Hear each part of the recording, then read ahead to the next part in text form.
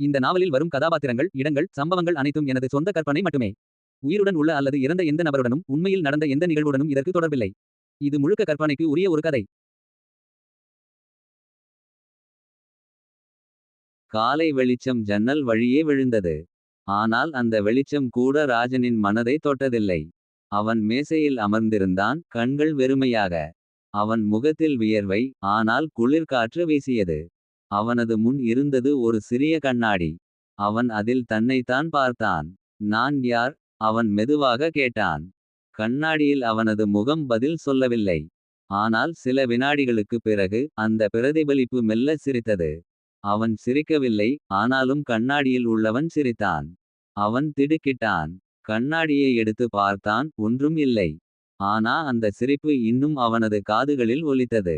அவன் பக்கத்தில் இருந்த நோட்டு புத்தகத்தை திறந்தான். அதில் எழுதியிருந்தது, நினைவு என்பது நகல் அல்ல, அது உயிர் பெறும் நிழல். அவன் அதிர்ச்சியில் எழுந்தான். அந்த எழுத்து அவனது கையெழுத்து தான். ஆனால் அவன் அந்த வரிகளை ஒருபோதும் எழுதவில்லை. அந்த நேரத்தில் அவனது தொலைபேசி ஒலித்தது. திரையில் அன்னோன் வாய்ஸ் என்று தோன்றியது. அவன் தயங்கினான், ஆனாலும் அழைப்பை ஏற்றான். குரல் அமைதியாக ஒலித்தது. ராஜன், நீயே உன் நிழல். டீப் லேயர் உன் மனதில் உருவானது. அவன் குரல் நடுங்கியது. நீ யார்? நான் நீயே. நீயே உன் நிழலை உருவாக்கினாய். இப்போ அது பேசுறது. அவன் மயங்கும் நிலையில் நாற்காலியில் விழுந்தான். அவனது தலையில் நினைவுகள் கலக்கத் தொடங்கின. சுவாதி சிரித்த முகம், அருள் பேசும் குரல், டீப் லேயர் பரிசோதனை அறை. எல்லாம் ஒன்றோடொன்று கலந்து பாய்ந்தன. அவன் தலையை பிடித்தான். இது நினைவு இல்ல, இது கனவு. அந்த நேரத்தில் அறையின் விளக்கு தானாக மின்மினப்பது போல ஆனது. கணினி தானாக இயக்கம் ஆனது. திரையில் ஒரு புதிய கோப்பு திறந்தது. ராஜ் அடிக்கோடு ரெப்ளிகா அடிக்கோடு V1.0. அவன் அந்த பெயரை பார்த்ததும் மூச்சு அடைந்தான். அந்த கோப்புக்குள் அவனது முகம், குரல், மனநிலை, நினைவுகள் அனைத்தும் பதிவாகியிருந்தது. அது அவனது மனதின் முழு நகல். அவன் மெல்ல கேட்டான், அப்படின்னா உண்மையான நான் எங்கே? திரையில் ஒரு எழுத்து மின்னியது. Real version டிஆக்டிவேட்டட். அவன் பின்னால் நின்று கொண்டிருந்தது சுவாதி. அவள் மெதுவாகச் சொன்னாள், நீ இன்னும் நினைவில இருக்கிறாய் ராஜன். ஆனால் உயிரோடு இல்ல. அவன் அவளை நோக்கி சொன்னான், அப்படின்னா இது? அவள் தலையசைத்தாள். ஆம். இது ஒரு நினைவின் பிரதியை வாழ வைக்கும் பரிசோதனை. நீ அதில் ஒரு நிழல் மாதிரி. அவன் திடீரென எழுந்தான். அவனது குரல் உடைந்தது. இல்ல. நான் உயிரோட இருக்கேன். நான் உண்மையானவன். அவள் அமைதியாக பார்த்தாள். அதான் ஒவ்வொரு நிழலும் நம்புற உண்மை. அவள் அந்த சொல்லோடு மறைந்தாள். அவன் அறையில் தனியாக நின்றான். கணினியில் அந்த எழுத்து இன்னும் மின்னிக் கொண்டிருந்தது. Replica active. ராஜன் அமைதியாக சோபாவில் அமர்ந்திருந்தான். அவன் முகத்தில் பயம் இல்லை, ஆனால் மனதில் புயல். அவனது கண்கள் கணினி திரையை தாண்டி வேறெதையோ பார்த்து கொண்டிருந்தன. நான் நிழல். ஆனால் எனக்குள் உணர்வு இருக்கிறது. அவன் தன்னிடமே பேசிக்கொண்டான். அவனது முன் இருந்த கேமரா தானாக இயங்கியது. அதில் ஒரு குரல் ஒலித்தது, அதே அவனது குரல்.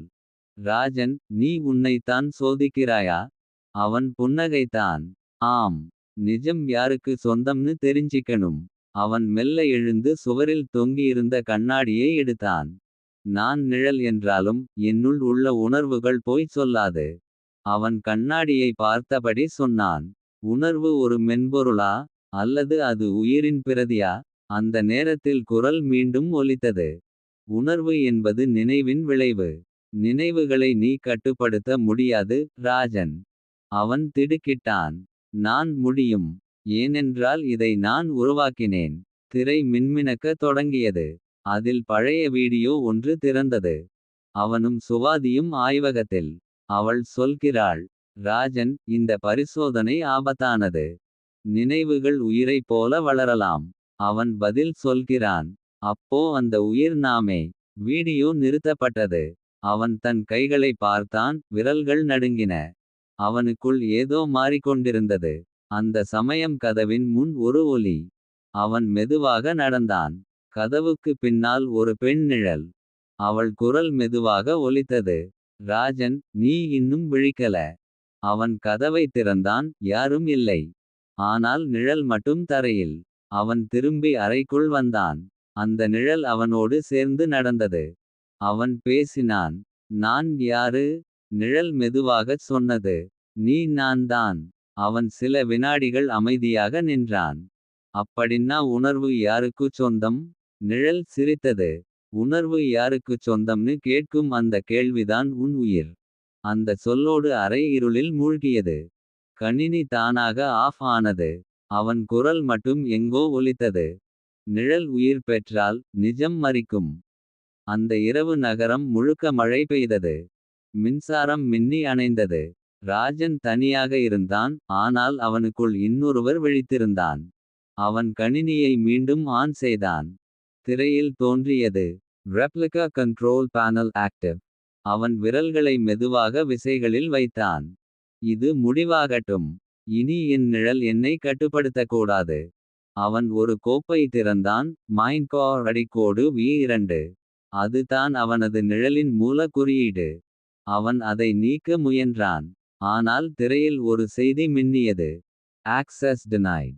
Original file running in real time. அவன் அதிர்ச்சியடைந்தான். அப்படின்னா நிழல் உயிரோடு இருக்கா? அந்த நேரத்தில் அறை முழுவதும் குளிர்ந்தது. அவன் பின் திரும்பினான். அவனது நிழல் சுவரிலிருந்து வெளிவந்தது போல தோன்றியது. அது மெதுவாக அவனை நோக்கி நடந்தது. அவனது முகம், உடல், குரல் எல்லாம் ஒரே மாதிரி. நீ என்னை அழிக்க நினைக்கிறாய் ராஜன்? அவனது நிழல் சிரித்தது. ஆனா உண்மையில் யார் நிழல், யார் நிஜம் கே? ராஜன் கத்தினான். நான் தான். நான் தான் உண்மையானவன். நிழல் சிரித்தது. அந்த உணர்ச்சி கூட எனது நினைவிலிருந்து வந்தது. நீயே ஒரு பிரதிதான். அவன் குரல் உடைந்தது. இல்ல, நீ போய் சொல்றே.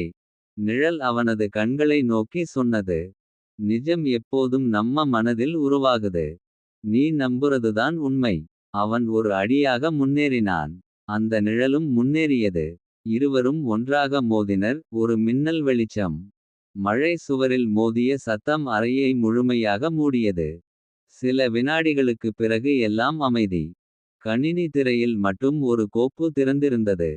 ராஜ் அடிக்கோடு ஃபைனல் அடிக்கோடு கான்ஷியஸ்னஸ் டாட் எக்ஸ். அதில் ஒரு வரி மட்டும் தெரிந்தது. மாயை நிழலாக மாறும் போது உண்மை அதன் பிம்பம்தான். அதன் பிறகு திரை கருப்பாகியது.